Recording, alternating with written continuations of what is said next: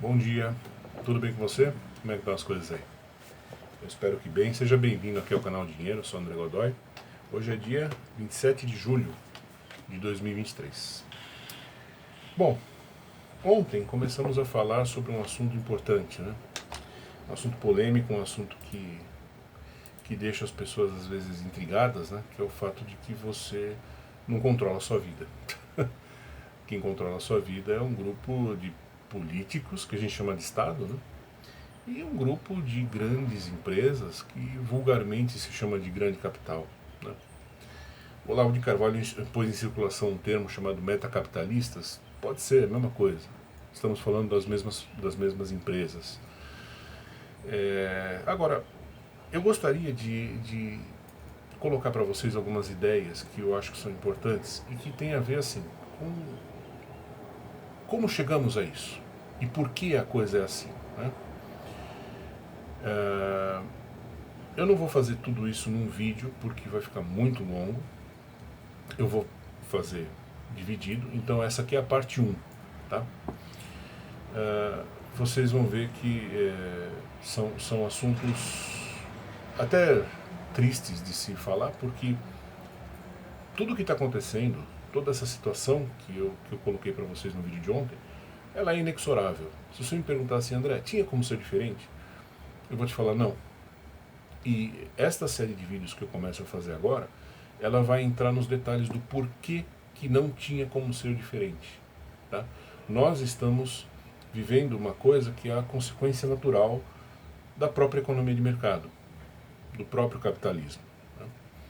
Só que eu quero esmiuçar direito essas ideias, eu quero apresentar coisas aqui que eu acho que são importantes para você entender o mundo que você vive, pelo menos do ponto de vista econômico. Né? Porque a pior coisa do mundo é a gente olhar uma situação, ter raiva dela, mas também não ser capaz de reagir, não ser capaz de se defender porque não entende direito aquilo. Né? E não é uma coisa óbvia, é uma coisa bastante sofisticada. Bastante. É uma coisa que, se você não trabalha com finanças, se finanças não fazem parte do seu dia a dia, a chance de você ter a oportunidade de parar para pensar nesse tipo de problema é zero. Se você é um industrial, se você é um comerciante, esquece, você não vai ter tempo de parar para pensar no que eu vou te falar agora, né, ou do que eu começaria a falar a partir deste primeiro vídeo. Então é impossível, né? Requer pesquisa, requer amadurecimento de ideias, enfim, é um rolo, é uma complicação. Tá? De qualquer forma, eu quero começar a falar hoje, eu quero provar algumas coisas que eu falei ontem. Ontem eu falei sem provas, né? Eu simplesmente pus as ideias na mesa. Eu quero hoje começar o vídeo provando o que eu falei ontem. Ontem eu disse que nós não vivemos uma situação de liberdade econômica, de livre mercado. E hoje eu quero mostrar para você que isso é um fato. A liberdade econômica, uma das primeiras coisas que ela pressupõe é a existência de mercados competitivos, ou seja, mercados onde você consegue competir, você consegue concorrer. Tá? Isso não existe. Não neste mundo. Tá? Já houve momentos da história do mundo em que nós tivemos um pouquinho mais de. Estivemos um pouquinho mais próximos da liberdade econômica verdadeira.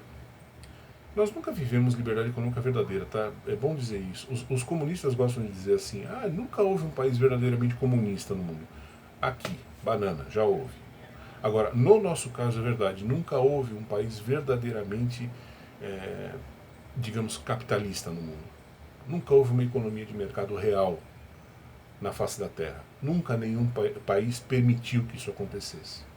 Já houve momentos em que a gente esteve mais próximo do que o Adam Smith sugeriu, mas ainda assim muito longe. Tá?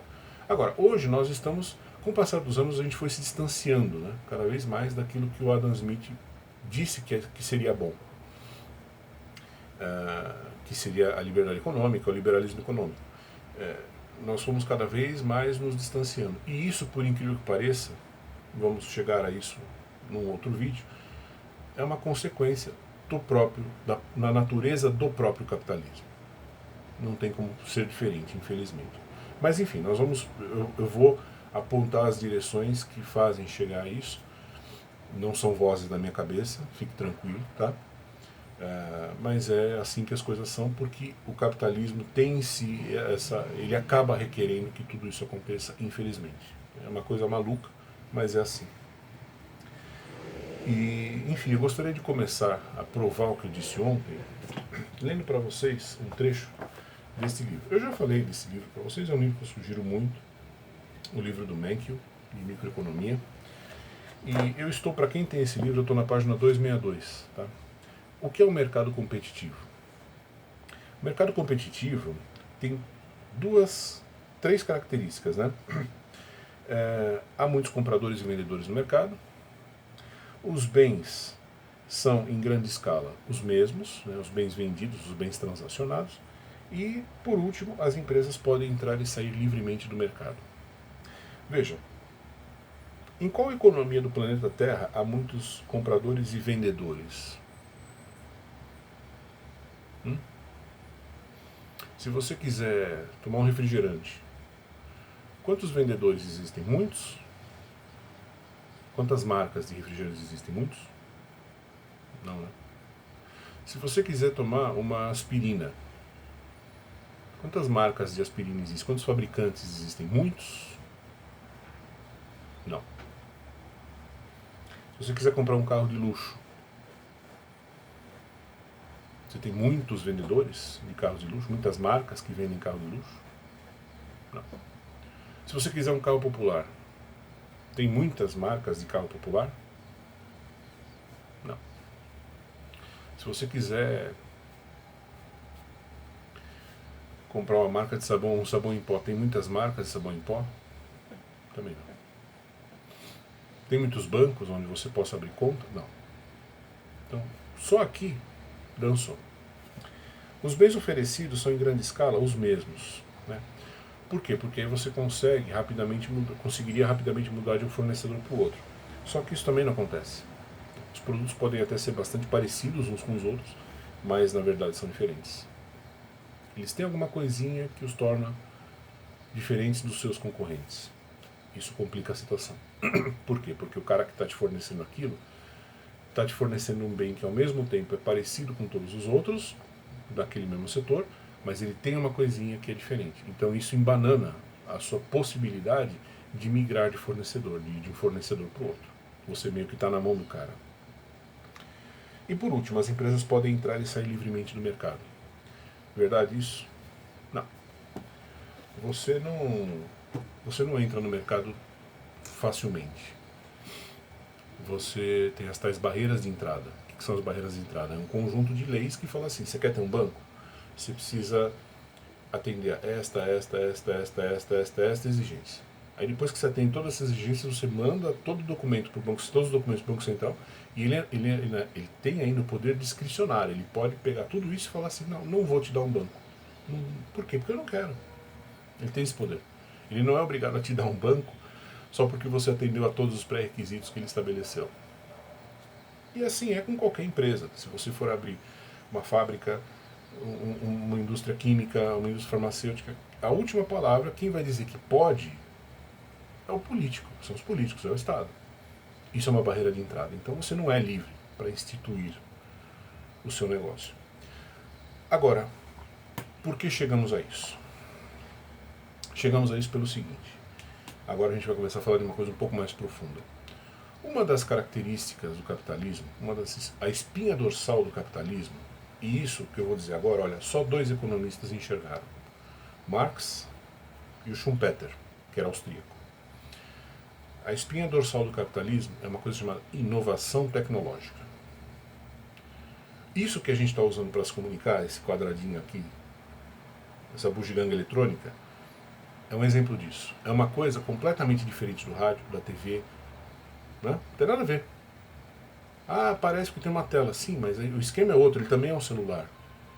Então, é uma outra coisa que não tem nada a ver nem com a televisão, nem com o rádio, é uma coisa nova. Isso é fruto do quê? Da atividade capitalista, da alma capitalista. A alma capitalista, ela é tecnológica. Ela é baseada em tecnologia, ela é baseada em inovação. O que a gente chama hoje de produtos disruptivos, é isso. A economia de mercado, o capitalismo, ele é firmemente calcado em ciência. E ciências duras, tá? Estou falando aqui física, química, eu estou falando da matemática, eu estou falando da engenharia. Quem constrói o capitalismo é essa galera, né? O pessoal das humanas, me perdoem, não é com poemas que você constrói o capitalismo. Se dependesse do pessoal de humanas, a gente estava sentado numa pedra, num campo, lendo poema. Né? Não digo que isso seja bom ou ruim, só estou falando que nós não estaríamos aqui dentro desse quadradinho. Esse quadradinho é a mais perfeita e acabada obra do capitalismo. Ele é uma coisa que requer ciência, ele requer tecnologia. E qual é o problema disso? Você pode me perguntar, André, e que requer ciência e tecnologia? E daí que se você já mexeu com ciência ou tecnologia, você sabe que ciência e tecnologia custa muito dinheiro. Pesquisa em ciência custa muito dinheiro. E aí começam os problemas. Se é da natureza do capitalismo a tecnologia, e se tecnologia requer muito dinheiro, requer pesquisa, então você precisa ter muita grana se você quiser ser um capitalista. Como que você faz isso? Através do mercado de capitais. Você junta uma grande quantidade de investidores e forma uma mega corporação com muito dinheiro para investir em pesquisa, tecnologia, etc. Só que qual é o problema disso? Imagine que você conseguiu juntar essa galera de investidores, conseguiu montar essa mega empresa, esse grande capital. Veja bem, você vai querer, seja sincero comigo, você vai gostar da ideia de que lá na prateleira da loja, do shopping ou do supermercado, você pode ser derrubado a qualquer momento por qualquer novato que descobriu uma coisa maluca no fundo da garagem dele? Você vai gostar dessa ideia? Provavelmente não. O que você vai fazer? Você vai tomar atitudes para eliminar a chance do novato te dar dor de cabeça. Você vai chamar os políticos e falar, escuta, vamos fazer o seguinte, eu pago sua campanha, eu te dou dinheiro, mas crie leis impedindo a entrada de gente nova. Porque eu já tenho muito problema para pensar, eu já tenho que investir em ciência, tecnologia, eu tenho que me matar para inventar alguma coisa nova, e já basta uma batalha no campo tecnológico. Além de tudo, eu vou correr o risco de me ferrar no campo comercial? Não, então, por favor, você dê um jeito de impedir que novos caras entrem no mercado. Para pelo menos eu poder me concentrar só nessa parte da ciência e tecnologia. Porque senão, é aquilo, né? Você está investindo 100 bilhões de dólares numa pesquisa, de repente, o carinha maluquinho lá no fundo da garagem dele descobre uma coisa que vai acabar com você. E com a tua pesquisa e com os teus bilhões de dólares. Pode acontecer. Por que não? Né? Pode aparecer um Tesla da vida que toca fogo no circo. Então, para você se garantir, você chama o político, faz o seu acordo com ele, paga a campanha dele bonitinho e faz com que ele crie legislações impondo barreiras de entrada. Repara, isso é essência. Isso tem a ver com a essência da economia de mercado, tem a ver com a essência do capitalismo. Inovação tecnológica é a espinha dorsal do capitalismo. Sem ela, não tem capitalismo. Ponto final. Só que ela consome muito dinheiro. Então aí começa o problema. Você vai ter que juntar muita gente. E a partir do momento que você juntar muita gente, você vai... Desculpe, qualquer um de nós faria isso. Né?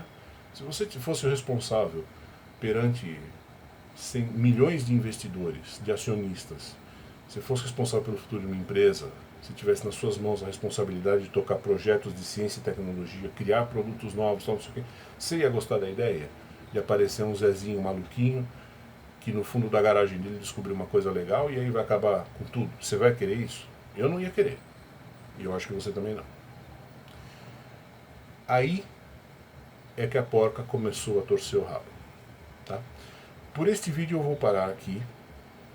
É bastante informação, a gente ainda tem muito o que falar. Né? Mas eu quero que você, por enquanto, só amadureça essa ideia. Vamos aos poucos. Tá? Porque, como eu disse, é muita informação. No próximo vídeo, a gente volta a esse mesmo assunto, aprofundando ainda mais. A gente já deu uma pequena aprofundada, eu já abri para vocês o porquê de algumas coisas, mas ainda tem muito mais para a gente discutir e para a gente ver. Tá bom? Até a próxima. Até mais, gente.